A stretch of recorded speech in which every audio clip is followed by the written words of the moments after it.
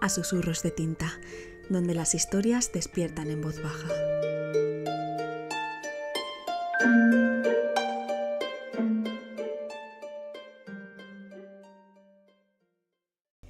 Madre gallega, Emilia Pardo Bazán. Era el tiempo en el que las víboras de la discordia, agasajadas en el cruento seno de la guerra civil, bullían en cada pueblo, en cada hogar tal vez. El negro encono, el odio lívido, la encendida saña encarnando en el cuerpo de aquellas horribles sierpes, relajaban los vínculos de la familia, separaban a los hermanos y les sembraban en el alma instintos fratricidas. Hoy nos cuesta trabajo comprender aquel estado de exasperación violenta, y quizá cuando la historia con voz serena y grave narra escenas de tan luctuosos días, la acusamos de recargar el cuadro, sin ver que las mayores tragedias son precisamente las que suelen quedar ocultas. Sin embargo, en algunas provincias españolas andaba más adormecida y apagada la pasión política, y una de estas era el jardín de Galicia, Pontevedra, la risueña y encantadora. En ella nació y se crió Luis María, y en el seminario de Orense estudió teología y moral para ordenarse. Era hijo único de un pobre matrimonio. El padre, aragonés, vendedor ambulante de mantas y pañuelos de seda. La madre, aldeana, nacida cerca de Pollo, en las inmediaciones de la bella Helenes, mujer tan sencilla que ni sabía leer ni aun coser, pues se ganaba la vida con una rueca y un telar casero informe y primitivo si los hubo. Luis María salió aplicado, devoto, dulce, formal, gran ayudador de misas y despabilador de velas, y desde muy pequeño declaró que soñaba con cantar misa. La madre instigó al padre a fin de que implorase de cierto opulento y caritativo señor aragonés, don Ramón de Bolea, dinero para costear la carrera del muchacho. Y también cayó la súplica que el señor no sólo costeó la carrera, sino que al ordenarse Luis María le apadrinó.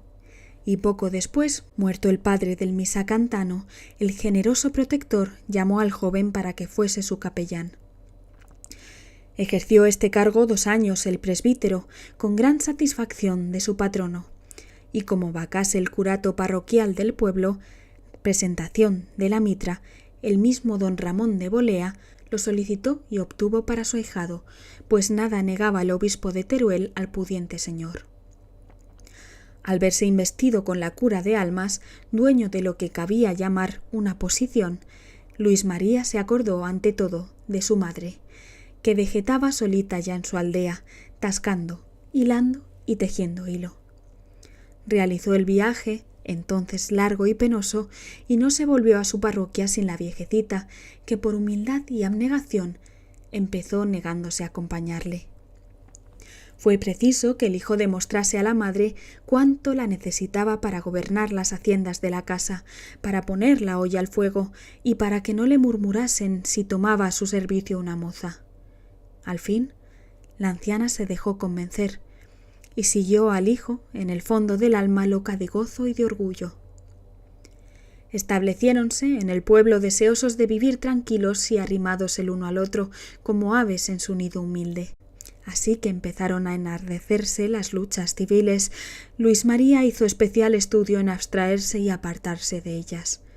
Terror y repulsión le causaban las escenas de crueldad y barbarie, los apaleamientos de cristinos y de faiciosos, las coplas desvergonzadas e insultantes que de zaguán a zaguán se disparaban las muchachas de opuestos bandos, las noticias de encuentros en que perecían tantos infelices, los degüellos de religiosos que habían ensangrentado las gradas del altar mismo. Sentía el párroco que ni aun por espíritu de clase podía vencer su repugnancia a tales salvajadas y horrores. Había salido a su madre, tímido, manso, indiferente en política, accesible solo a la piedad y a la ternura. Gallego, no aragonés, cristiano, pero no carlista. Bienaventurados los pacíficos, Solía repetir tristemente cuando oía alguna noticia espantable: el incendio de una villa, el sacrificio de unos prisioneros arabuceados en represalias. Es peculiar de estas épocas agitadas y febriles que nadie, por más que lo desee, pueda mantenerse neutral. En el pueblo, de los más divididos y engrescados de todo Aragón, no se le consentía al cura no tener opiniones. 2 circunstancias hicieron que la voz pública afiliase a Luis María entre los adictos al pretendiente. La primera, que cumplía con fervor sus deberes, que era casto, mortificado, prudente en palabras y pacato en obras. La segunda, el de ser protegido, ahijado, capellán, hechura, en fin, de aquel don Ramón de Bolea, antaño el principal señorón del pueblo, hoy jefe de una partida facciosa. La gente aragonesa, ruda y lógica, que identifica el agradecimiento con la adhesión, contó, pues, a Luis María entre los serviles, pero no entre los declarados y francos, sino entre los solapados y vergonzantes, 1000 veces más aborrecidos. Y por los muchos cristinos de pelo en pecho que el pueblo albergaba, el cura fue mal mirado. Se le atribuyeron inteligencias ocultas y confidencias y delaciones hechas a don Ramón de Bolea, cuya tropa rondaba a pocas leguas de allí, deseosa de ajustar cuentas a los nacionales. Luis María sintió la hostilidad en la atmósfera y se encogió y se retrajo cada vez más, pues era de los que no combaten ni en legítima defensa. Su ardor místico, ya intenso, se acrecentó, y cuanto más ascético y macilento le veían sus enemigos, más le creían entregado a conspirar para el triunfo del absolutismo y de los serviles. El odio del pueblo empezaba a traducirse en hechos. Cada vez que la madre del párroco salía a la compra, era denostada y llamada facciosa en voz en grito por las baturras. Delante de sus ventanas se situaban grupos vociferando canciones patrióticas. Una tarde de día de fiesta, al volver los mozos rasgueando la guitarra y echando coplas con alusiones que levantaban ampolla, mano atrevida disparó una piedra que fue a estrellar un vidrio de la rectoral. La madre lloró silenciosamente al cerrar las maderas, mientras Luis María, arrodillado ante la imagen de Nuestra Señora, rezaba, sin volver la cabeza, sordo al choque de los cantos rodados que seguían haciendo añicos los cristales. Pocos días después difundióse por el pueblo la tremenda noticia de que Bolea había acogido a 2 vecinos nacionales exaltados y reos de apaleamiento de serviles y los había arcabuceado contra una tapia. Y al regresar del mercado, al día siguiente, encogida y recelosa, la madre del cura oyó a su paso no ya injurias, pullas y cantaletas, sino amenazas siniestras, anuncios que daban frío en el tuétano. Temblando se encerró en su casa la infeliz, y allí encontró a Luis María en oración, pidiendo a Dios que perdonase a su protector Bolea la sangre derramada. Cenaron madre e hijo pálidos y mudos, abatidos, disimulando, y cuando se disponían a acostarse, resonó en la calle gran estrépito y fuertes aldabonazos en la puerta. Corrió la madre a preguntar, sin atreverse a abrir, qué se ofrecía, y una voz ronca y mofadora respondió: «Que se asome el cura y le diremos el nombre de un feligrés que está acabado y pide confesión».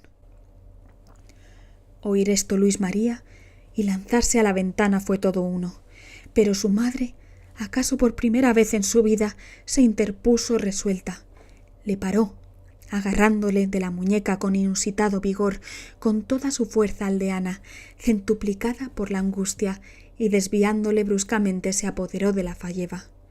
«Tú no te asomes», ordenó con voz imperiosa, una voz diferente de la mansa y acariciadora voz con que siempre hablaba su hijo. «Apártate, quita de ahí. Me asomo yo, no te apures». Y antes de que Luis María pudiera oponerse, apagando de un soplo el velón para no ser reconocida, abrió la ventana con ímpetu, sacó el busto fuera El bárbaro, que ya tenía apuntada la escopeta, disparó. Y la madre, con el pecho atravesado, se desplomó hacia adentro, en brazos del hijo, por quien aceptaba la muerte.